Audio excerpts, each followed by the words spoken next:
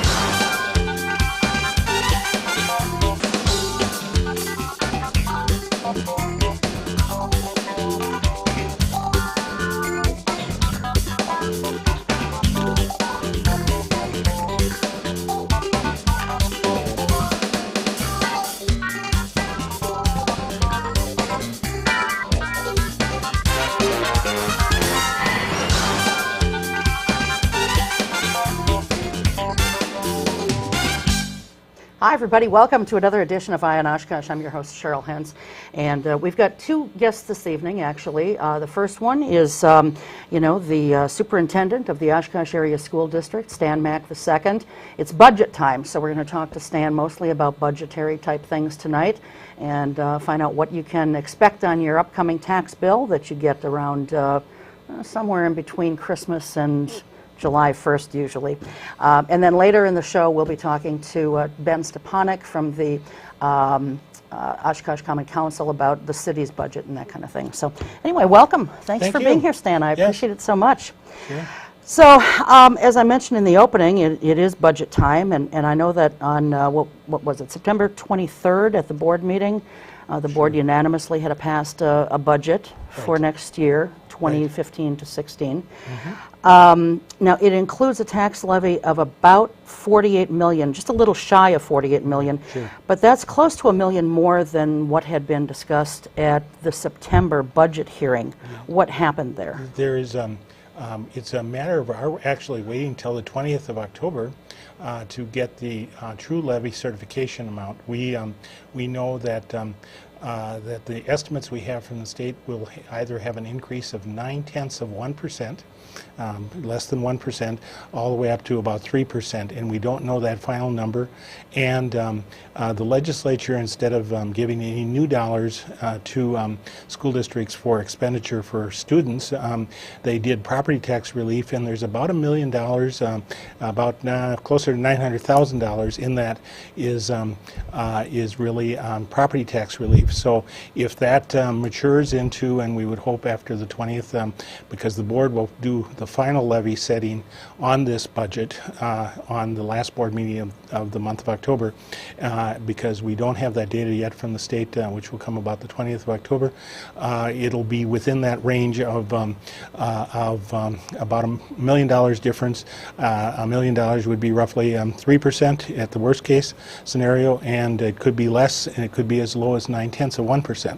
So the margin will be a fairly small one as we approach this year. It's not a balanced budget in the fact that for the year before I came and 3 following years, we had been having increasing fund balance and that's primarily came because especially for teachers and others, there had not been any pay increases for about 3 years following Act 10, and we could justify for at least 1 year looking at using some fund balance to counterbalance that, and we know that right now we have between $3 and $4 million that is dollars that are in excess of this year's revenue, but using savings account dollars that we had built up over the last 3 years to counterbalance that. So it's a balanced budget, but we're feeding with some fund balance this year, and the tax increases will be very small, relatively small compared to recent years, when you're dealing between 0.9% and 3% increases that are authorized by the state. Sure. And it gets real tricky, you know, the way all this has to work. People may or may not know, but you guys have to wait to really approve a budget, or at least figure out what the levy is going to be, until you get knowledge of how much state aid you're getting. Right. And you don't have that until it's the third Friday enrollment number. Right. So you And have to then- wait 3 weeks, basically, Right. of school year Absolutely. to figure out what your Yeah, and then the state enrollment has rate to is. roll that across the, DPI has to roll that across the state to see what all the total numbers are.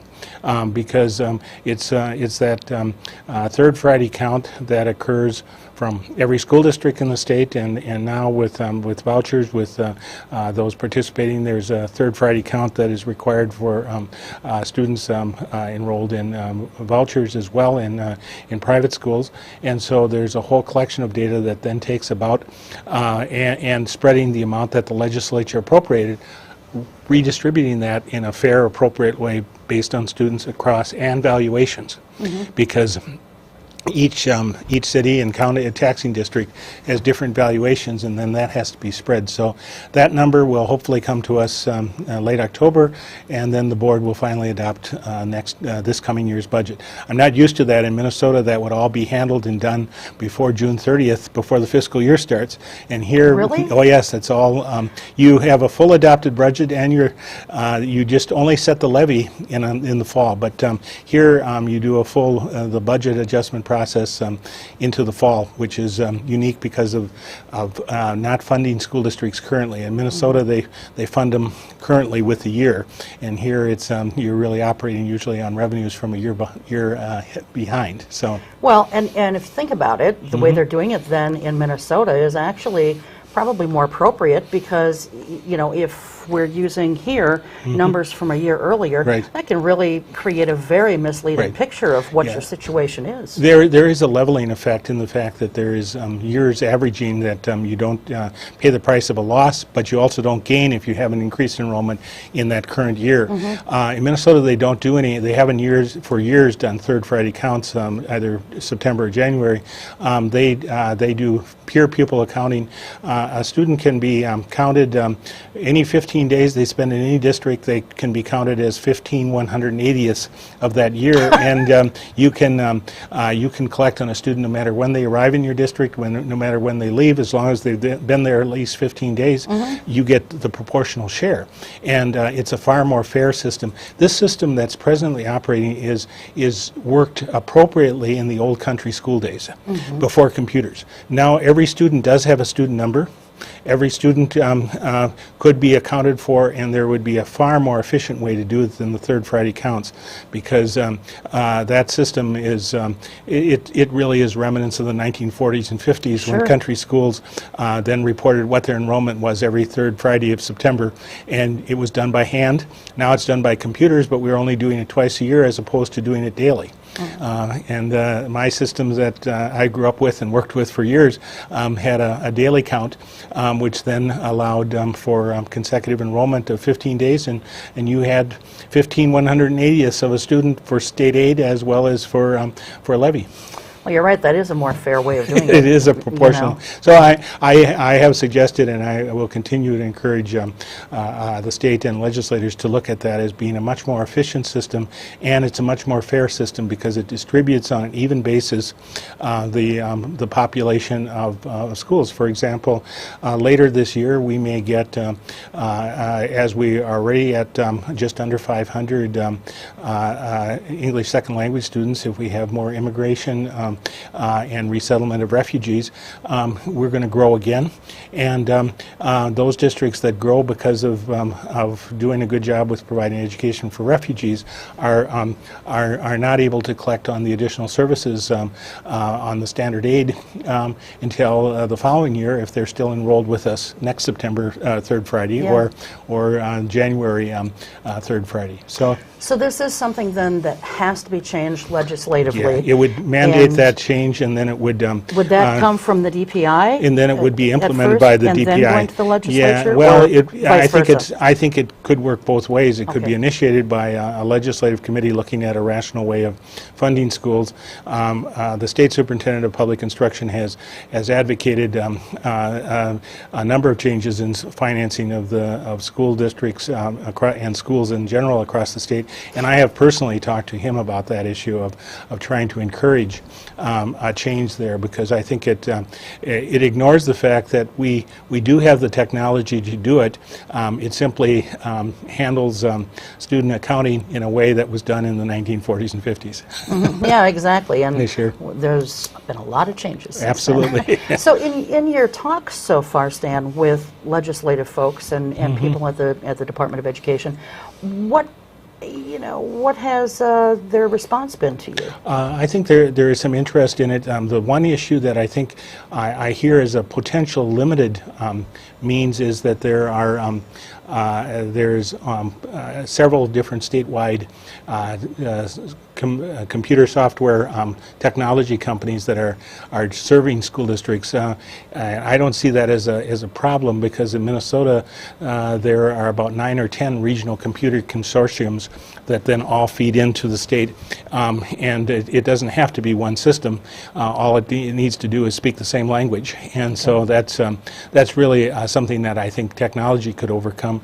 But I think there's somewhat tradition, and because education issues have been so divisive in the state of Wisconsin, I think coming together on even common sense issues get tripped up by that divisiveness. Well, it's easy to do, yeah. I mean, once you have this great opposition with another person, and it turns into sort of a dislike, right. then it's hard to, I mean, we're all human beings, and you just kind of, it goes against our human nature to want to work with someone that we don't really like on much of anything. Right. Finding common ground is so very difficult, and I think this is one of those that would be of mutual benefit across the state, and it would certainly be in benefit for either a gaining or losing school district, because in Minnesota they also had 3-year averaging of enrollment. If suddenly the economy goes really bad, I'll use the example, my first superintendency was in northern Minnesota, Minnesota's Iron Range, during a recession when iron mining went down considerably and employment went down, and there was fairly steep decline in enrollment, but we were protected somewhat by gradual averaging so that we could adjust and shrink our budgets each year rationally to follow the number of students we have. Every school, for example, in our school district this year, we adjusted roughly, and we'll see how close we were. Our projections of enrollment for this year over last year were roughly down 100 students, and we then built a budget that effectively shrunk by about the equivalent of 3 full-time equivalent teachers to 3.5 to 4 to cover that adjustment. Every business, school districts as well, need to shrink with the size of their business and adjust accordingly. But you cannot fully predict, and we didn't fully predict what the long-term action of the legislature might be regarding the expansion of vouchers. But we also know that there are some other enrollment trends that are increasing and growing. So we'll discover in a few weeks what our actual third Friday count, how it compares, and then we work accordingly to live within our budget. All right. Well, as a taxpayer, I hope you've got good numbers. Right. Thank you. Thank you. And so even though we're working, or you're working diligently to try and get some of the way the schools are funded changed, right now we have to work within the system that we have. And so the final numbers will go to the school board then on October 28th? Yeah, they will be for the board action. We'll have them on the 20th. They'll be in their board packet for the Wednesday the 28th, and that's when we'll know exactly where we stand from a standpoint of tax impact, as well as how much of fund balance we are actually fully using this year to offset not making reductions last spring. It was the first, both the year of passing the last referendum in April of 2014 and this past spring. For 2 years we've tried to stabilize the district. We have this year was phenomenal in the experience that although we lost assistant principals at both of our high schools to move on to promotional positions, we maintained and held on to every single one of our head principals across the district. No one can remember the history of the district where we had that kind of stability. And stability and building leadership is really critical to the success of making sure that things work well in classrooms and stabilize the district. This year we know that since July 1 of 2012 when I came to the district, and we have now we have about 850 professional teachers in the district, and we are now right at the level where we've replaced about 360 of the 850 over the period of time that from July 1 of 2012 to this fall, with replacements. Very small number. Earlier years there were quite a large number of retirees, small number of retirees, but a number of individuals. The resettlement of teachers, because the lack of protection from tenure and continuing contract rights kind of have allowed teachers to take risks that they would not have in the past, and they resettle into districts where they're maybe closer to where their parents live or where they're closer to their hometown, and that rearrangement, and we in turn have been fortunate in hiring a fair number of individuals who live in close proximity to Oshkosh, and that stabilizes in the long run our teaching population. Okay. Support staff, clerical, custodial, food service, all of those folks are generally, have always been local folks who have taken those jobs. But you know, teachers, because of two career households, have oftentimes been commuters, and sometimes even principals, and that's a terrible, hard job to do because you've got so many night commitments. Sure. So, but we're looking to stabilizing the our working professional staff, and the turnover is has slowed this year for the first time. Good. And but it's still a sizable number. And what we end up doing is, because we have a very strong professional development program in the district, we kind of have teachers stolen from us regularly because they know how good we train, especially in math and literacy, how well we train our teachers. And they become the quality teachers that other districts want to hire. And so we respect that, but we also work very hard to try to hold on to them and keep them with us. This fall, because of the overall teacher shortage, we have 2, 3, 4 positions that tech ed, and actually a counseling position, and in science, and several where we have teachers taking overloads because we could not find, at least for this first semester, licensed teachers in certain fields. And the overall, as of about the first week of school, I believe the reports were in the media that Wisconsin had something in the neighborhood of 1,000 teacher vacancies that couldn't be filled, and part of that has really come from kind of the denigration of educators in the last 5 years, where people are dismayed to come to work in Wisconsin, and we end up losing a lot of the good teachers, good educators trained not only here at UWO but across to other states.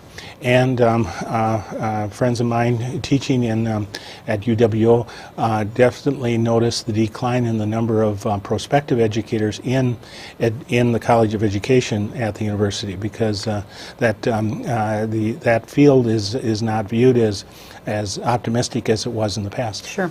So of the approximately 1,000 that we're short on a statewide basis, how does that relate to Oshkosh? What are we looking at for a short year? About 4 or 5. We're fortunate in the real desperation comes in the area of outstate rural areas. We're blessed by the fact that in a larger community with a university, we have spouses of both employed individuals outside of education, sometimes spouses of university professors. We have the spouses with 2 major hospitals here, spouses of physicians and others in professions, as well as the whole employment spectrum from Fond du Lac on the south to Appleton or Green Bay on the north. And that pool helps us a little bit, but each of our sister districts have some element of shortages that, and then to a certain extent, there's always last minute kind of stealing from each other that occurs. That I'm not used to that. I always believe that once you sign a contract, you're there for that year. Now, if something comes along next year, and but in this day and age, because there are no other safety nets for educators, it becomes you can understand that the opportunity is there. I now no longer have to spend $35 a week on gas to get to work, and all those things you are sympathetic and empathetic with over time. Okay, well, I want to talk about Chromebooks. Sure.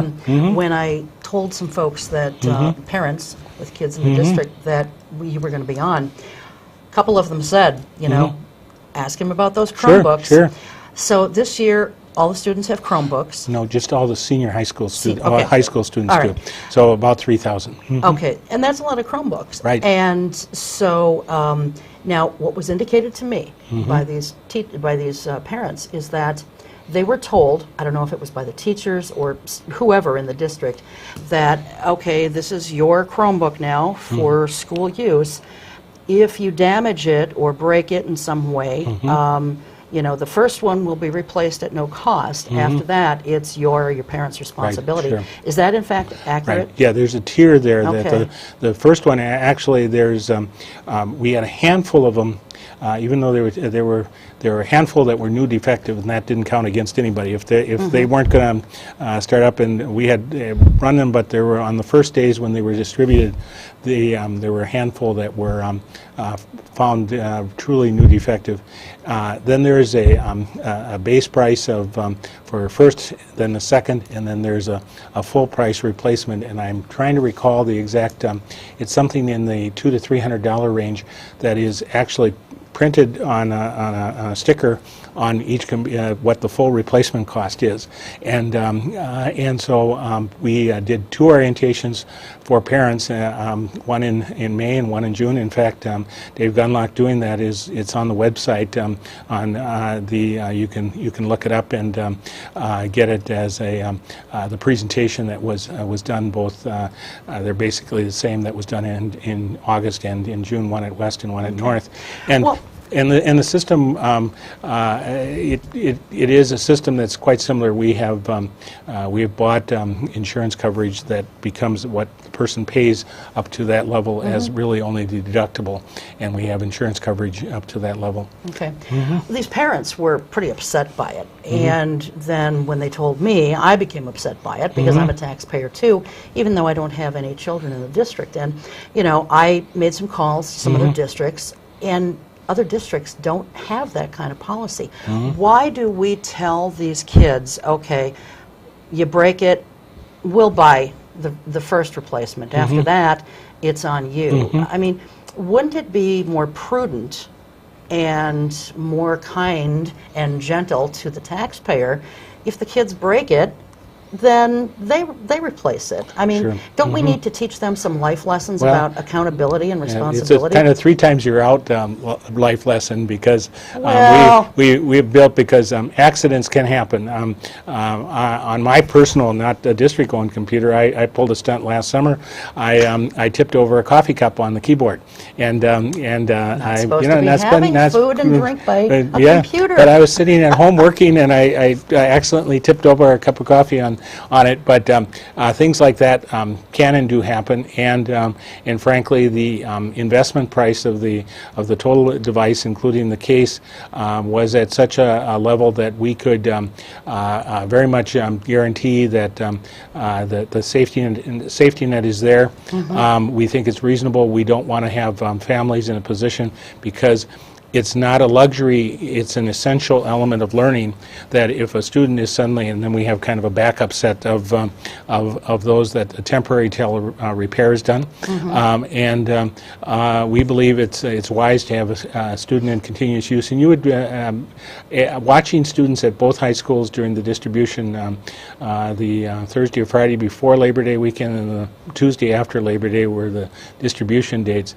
The pride and joy that students took in receiving, and for especially our students in poverty having access to a device of their own that if they're a ninth grader they'll be able to use for 4 years. They return it in the summer, we recondition, reformat, make sure it's all set for another year. It's and then teachers work on the distribution of assignments, assigned reading, all of the extra reading for the course, or some of the text reading for the course is all available in that. And then the students prepare their homework and send it in electronically to teachers as well onto their system. It's a system called Canvas, which is interesting enough. I've heard that the University of Wisconsin-Madison has adopted Canvas as the kind of the handling device for student work back and forth between teachers. The other piece that is just a marvelous piece is we can track the location of every single device. So that we discovered that a teacher who was using properly their computer was actually in Turkey this summer, and we discovered that the device that was in the hands of checked out to a teacher was actually in Turkey. We can find every single device online as soon as it's turned on. If somebody steals it and turns it on, although we have the cameras on the Chromebook disabled so that we don't have any misbehavior with cameras and video, but we can turn it on, and as soon as they turn it on, we can see who the person is who has it in their possession, so and know the location. In Turkey? Well, the teacher was traveling for educational experience. Okay. And so took it with so them. So that was a totally appropriate use. thing, and okay. so we can track them, and so the issue of ever losing devices, we can track every single device down at any time, and we have grids on the software that's attached to every one that we know where they are. You'll get a lot of stacking effect in certain locations at given times, but you can see the distribution on family homes in an evening, the distribution of computers across the district of where the device is sure. when the device is turned on. Sure. And I think the system, from a standpoint of our experience of either loss or damage, accidents will happen. Intentional damage to devices is almost non-existent, because students, just like they protect their cell phones, they want to protect this device because it is their connection to education and to the world sure. and to each other. I hear what you're saying, and you know, it's kind of a moot point in some regards, but I also know that, you know, I'm careful driving my car too, right. as I think most of us probably are. But if I But have you an also carry accident- insurance. well, true, but nonetheless, I don't get a free pass the first time, you know. Well, there are a couple of companies that you can buy the right insurance and you get a Maybe, free pass. maybe. I'm just trying to make a Sure, point here, Dave. sure. That, you know, I think maybe, you know, okay, so you had a goof up with yours. Right. We were all taught, don't have food and drink Right. by the machine. So I don't know if I see that as an accident or neglect and carelessness, Mr. Superintendent. Right, yes. Yeah. But I'm glad we didn't have to, as taxpayers, pay to replace that. No, I paid for it. I hauled it into an Apple repair place, and it was about $1,100 later. They did ask me, did I want to just walk away and replace it and pay more? And I thought, no, this device is a good one, and if you can repair it, I might as well pay the difference. Yeah, I had some other questions on Chromebooks, but we're almost out of time. But can you just tell me real quickly why Chromebooks as opposed to some other kind of tablet or an actual laptop? Yeah, the device was found to be the most effective with the capability we were looking for instructional purposes. It was many people thought we might go with some Apple product, but we found that the capability, the endurance, and the flexibility was far greater with a PC type of device, which Chromebook is, and the easiest to maintain. So we had an extensive committee study and analyze the pros and cons of all the available devices. Because for next year that committee will be up and operating and studying what will be the best fit device for middle schools. Okay. It may or may not be, or may be a better version or a newer version of Chromebooks. But and then the following year, for third grade through fifth grade, what will be the best fit?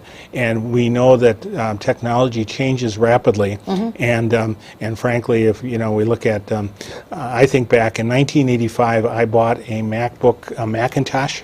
A Macintosh Tower, the old with the small screen. Yeah, I remember. And that device, with as slow as it was, cost $4,500 in 1986, 85, 86. Yep. And Chromebook with its capability, which is 30 or 40 times the capability of that Macintosh Tower of 1985, is under right around $300 or a little over that with case. Real quickly, there were a few issues with busing right at the start of this school year. Couple kids getting lost on different buses, as it turned out. Parents not being able to get in touch with Cobeson because all the drivers were out in buses. Sure. Are those things situated now? They Yeah, under with the control? exception of where we have the greatest number of changes, we serve about 650 plus 4-year-olds, and 4-year-olds are generally nonverbal. And when you ask them where what their mom's name is, they would say mom. And we certainly have every child labeled with name, address, phone number, all of those things. The communication with bus drivers and 4-year-old children and working through that process, that's been really the last of the issues that continue on, and they don't always go to the same place morning and night every day, and that complicates a little bit, but it's getting better. The biggest issue we face in Cobeson and every bus company or district-owned bus operation back in Minnesota, we owned 100 plus school buses and ran our own routes and ran the bus company effectively. When unemployment is low, the people you can draw from for driving bus both diminish in number and sometimes diminish in ability. Sure. And that becomes that makes sense. and in a high unemployment era, you get bright people who would and strong, good bus drivers. Our best bus drivers are really, frankly, a lot of good retirees who are looking for a nice part-time job.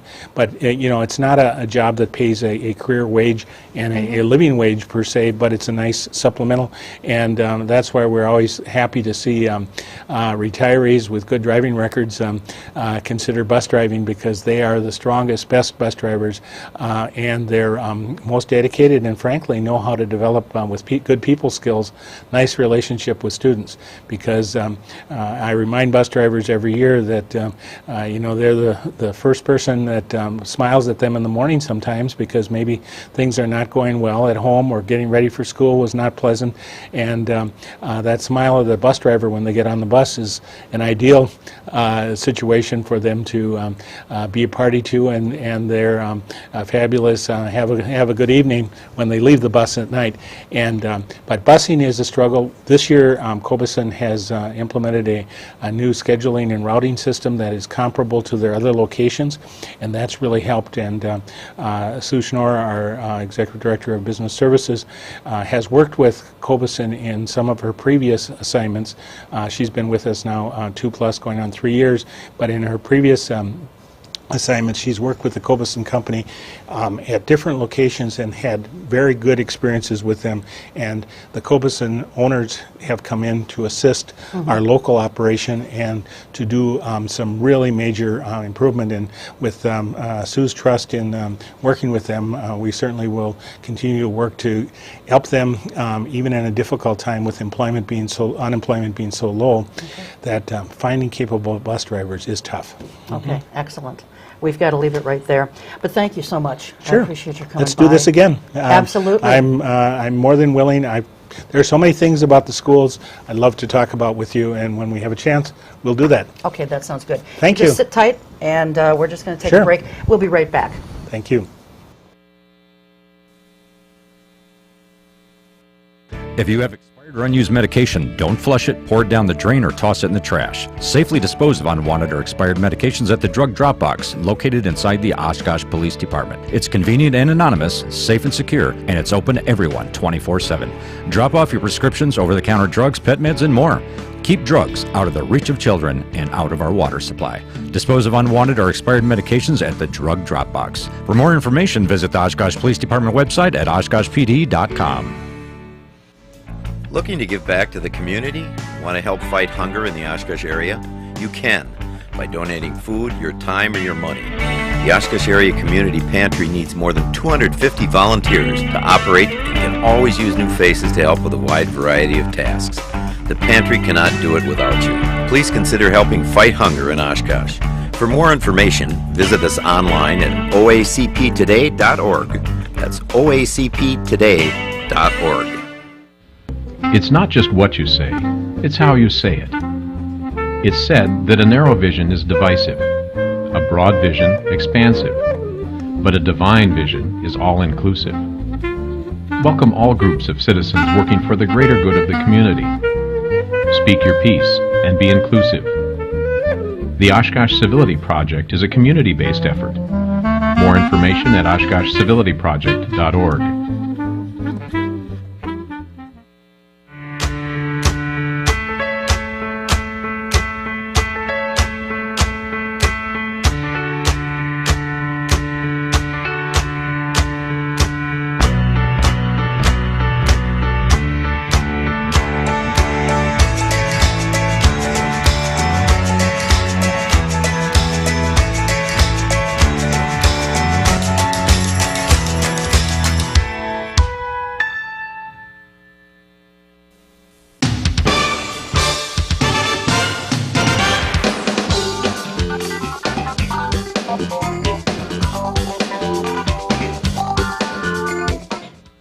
Hello and welcome back to the second portion of Eye on Oshkosh, and we're joined now by Oshkosh Common Council member Ben Stepanek. He won election to his seat this past April, and so that means you're coming up on right about 6 months here pretty quick, right? Another couple of weeks? I am, yeah, almost at the half-year mark. Yeah, how's it been so far? It's been really good. It's been kind of a fun learn, kind of transitioning into the role. Beforehand I had a good list of things I wanted to accomplish, and going through it's kind of fun to learn who to talk to and how to accomplish those things, which I think has kind of been the and what roadblocks you're going to run into and where the rubber stamps are, right? Oh, right. Okay, so you actually, and I appreciate your calling, or we ran into each other actually, and you said you wanted to come on. There is an ordinance change coming up. It's a proposed ordinance change. There hasn't even been, I haven't even seen any language or text on it at all. I don't even know if it's done yet, is it? Not that I know of yet, okay. no. So, but tell us what the proposed change is. Well, the proposed change is to the city's fair housing codes. Okay. What it will do, it will add the terms gender identity and gender expression into the fair housing codes to adequately protect the transgender community in the fair housing process. Right now, neither of those terms or the transgender community is protected under state law or federal law. Okay. So this is something that a number of different municipalities have been taking up. Appleton recently passed it. So I think it's something we definitely need to do in Oshkosh. You know, I've just last week I was talking to a transgender support group on campus, and the excitement was, I mean, it was very fun. Not only to talk to the community, learn more about what their life in Oshkosh is like, but then just the excitement in the room around the city ordinance was very exciting just to see so many other young people very interested in it. But this came out of a constituent who contacted me and said, this is something you should take a look at. Neither state nor federal law has this. And I was like, you're absolutely right. In Oshkosh, everyone should have the opportunity to raise a family here, live here, work here, start a business here, and we need to open the doors of opportunity to everyone, which is why I ultimately introduced this ordinance. So this is something that you are actually proposing? Okay, excellent. I want to commend you on that, because no matter what someone's position or feeling is on this particular issue, here you are, you haven't even completed 6 months yet on the council, and you are already authoring or co-authoring a proposed ordinance change. I mean, you know, that says something, I think, about you, your willingness to step up and try to really make a difference in the lives of our citizens here in Oshkosh. And I greatly commend you for that, Ben, really. Well, thank you so much. Appreciate you know, that. I mean, I can recall some people who served on the council for many years, and I can't recall them bringing forward one ordinance change, one new ordinance to be proposed, nothing. So for someone who's just shy of 6 months, I think this is wonderful. So give us again the two terms that we're looking at here. I want to write them down. Of gender identity and gender expression. Okay. I met with Liz Cannon. I think she was on your show just a few weeks Yeah, ago. yeah, about a month ago. And she works with the LGBTQ Resource Center. And she felt, and these are the two terms that Appleton has used and a number of different municipalities have used. But because the transgender community is under, I mean, really a large umbrella, there's so many different, I guess, aspects to the community and how an individual identifies. Gender expression kind of best captures how to protect the community. You know, gender identity is a very broad term. Gender expression is also quite broad and easier to protect the transgender community than just the term gender identity. How long has this kind of been in the works here where, I mean, if there's no language drafted yet, does that mean it hasn't gone to the city attorney's office to be drafted? Or is it there and they're drafting it now? It is in the city attorney's office. Okay. This started 6-8 weeks ago when I brought it up at a meeting. Originally, council gave direction to the city attorney's office to draft an ordinance, and they gave that direction without objection. The city attorney's office came back and they found that there is a host of other issues that go along with it, not just changing or not just adding two terms. Currently we contract with the Milwaukee Fair Housing Council, which investigates all our fair housing claims. And because we haven't had an update to our fair housing codes in 20 years, they came back wanting more direction on if we wanted to continue contracting with the Milwaukee Fair Housing Council, and then final direction on those two terms. And at the meeting we gave direction to continue contracting with them and again to add these two terms. So the legal language is in process.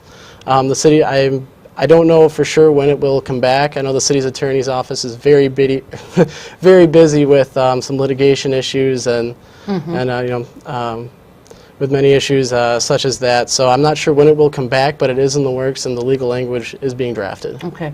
So the fact that this was somewhat discussed at a council meeting, you know, previously, do you anticipate then any opposition from fellow councilors? I hope not. I'll be ready for it if there is, because I really believe as a city council, again, our job is to make sure that Oshkosh is a great place to live, work, and play. And what are we doing here if we have an ordinance that opens that door, opens the opportunity for other people to take advantage of what we're supposed to be providing? I mean, we have a city budget of $72 million to provide services, and if we're not even going to allow everyone to take advantage of those services, what are we doing here as a city council? Right. So I don't anticipate it. I think it's a very straightforward issue, but I'll certainly be ready for it if there is. Okay. And so, I mean, do you think that this is something that will come before the council before the end of the year, or might it be pushed off further than that? I think it will come before the end of the year. Again, that's my best guess. Right. But I think it will come before the end of the year, and honestly, I'm expecting a 7-0 vote, and I would be very disappointed if it wasn't that, because again, what are we doing here if it's not to make sure everyone can take part in Oshkosh?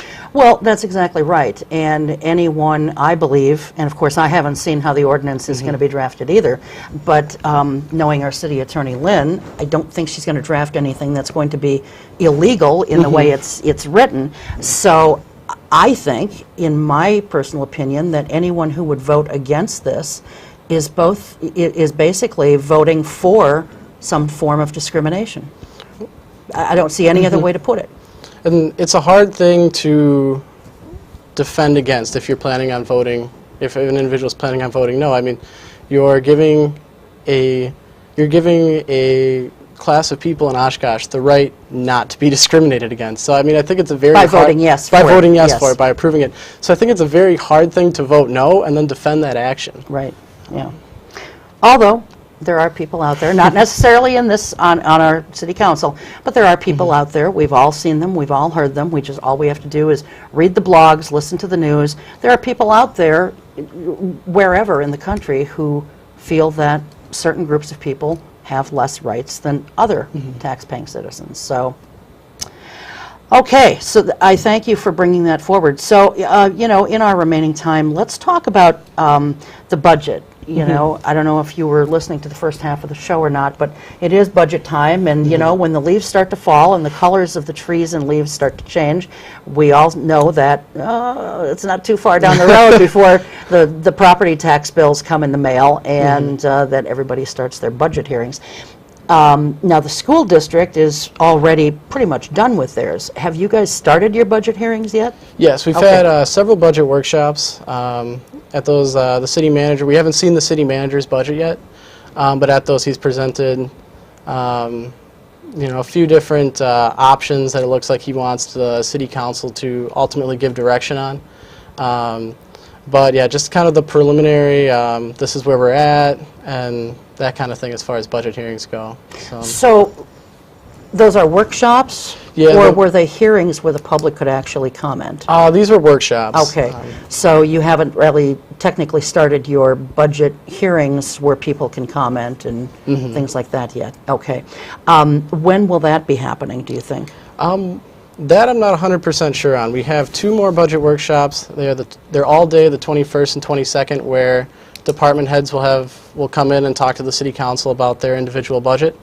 And at that point, I'm assuming the hearings with the public will occur when the city manager has proposed a budget. And I'm not sure what his timeline for having a final proposed budget is, but usually the council kind of passes their budget end of October, early November. So I'm assuming we're not too many weeks off yet from that.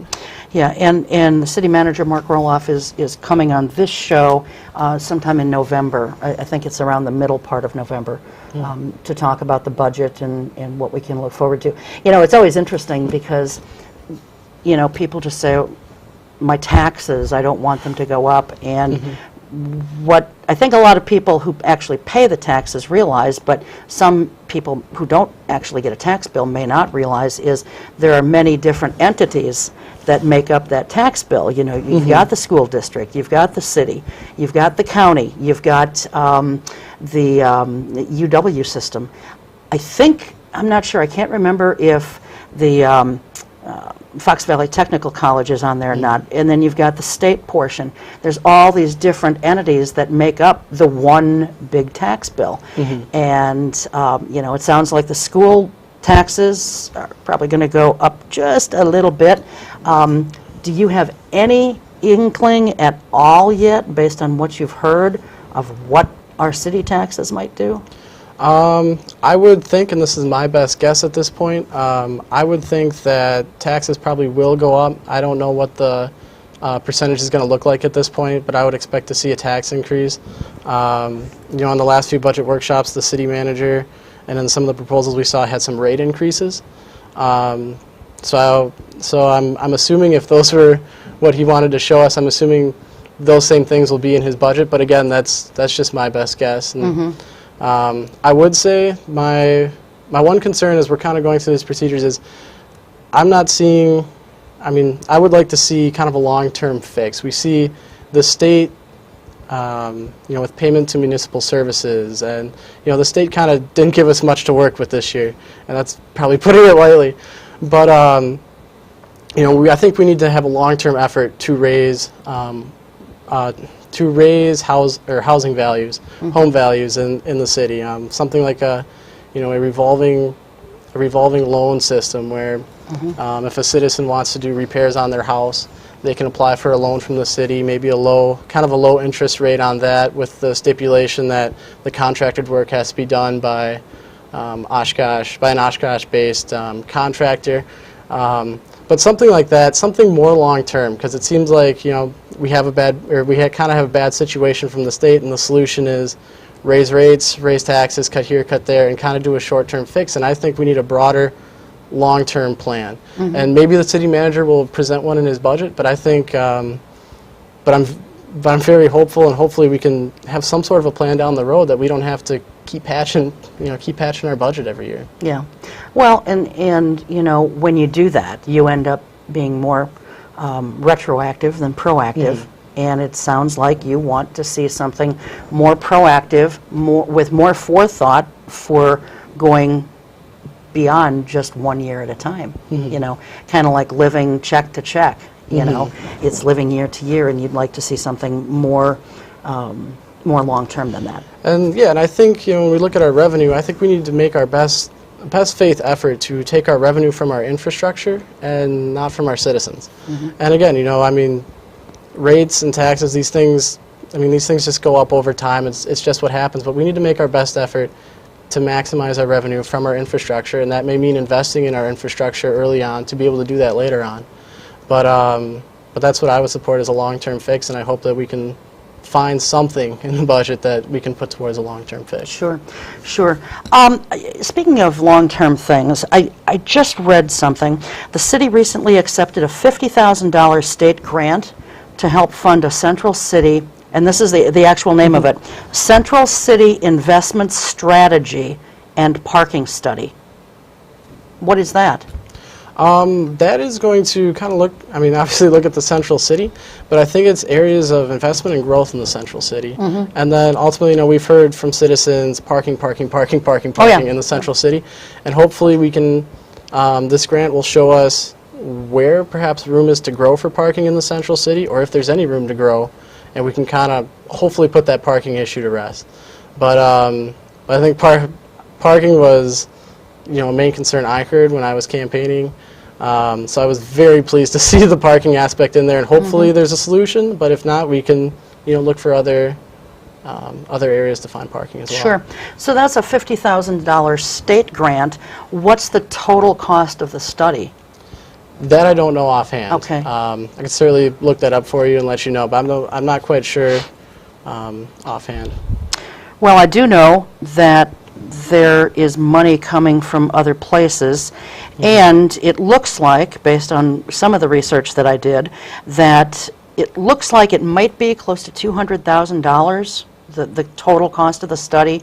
I'm not sure either, but it looks like there's going to be some money coming from the Oshkosh Area Community Foundation, something from the Chamber of Commerce, something from the city's downtown tax incremental financing district, and then something also from the Business Improvement District. So, you know, I'm glad to see that the taxpayers aren't going to be footing the bill on this one, directly anyway. I mean, indirectly, it always comes from us, you know, but at least it's not going to be the city coming with their hand out saying, we need some money right here. Well, that's something I want to commend our city staff on. They do a very good job of bringing our state tax dollars back to Oshkosh through grants and, you know, programs like that, and they do a wonderful job. We win a lot of grants here in Oshkosh. Really? What department of the city does that?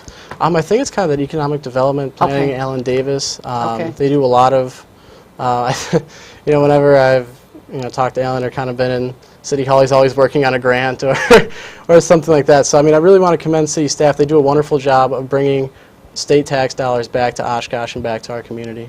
Well, we need that because God knows it's not coming from the state. You know, they're not giving us anything.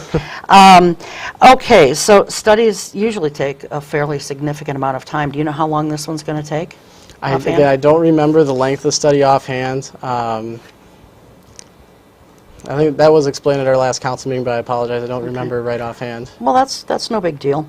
So I want to spend the rest of our time talking about, you know, first of all, if there's anything else that is, you know, coming before the council that's of a pressing or important nature, and then we can spend the rest of the time talking about, you know, how it's really been for the last 6 months for you.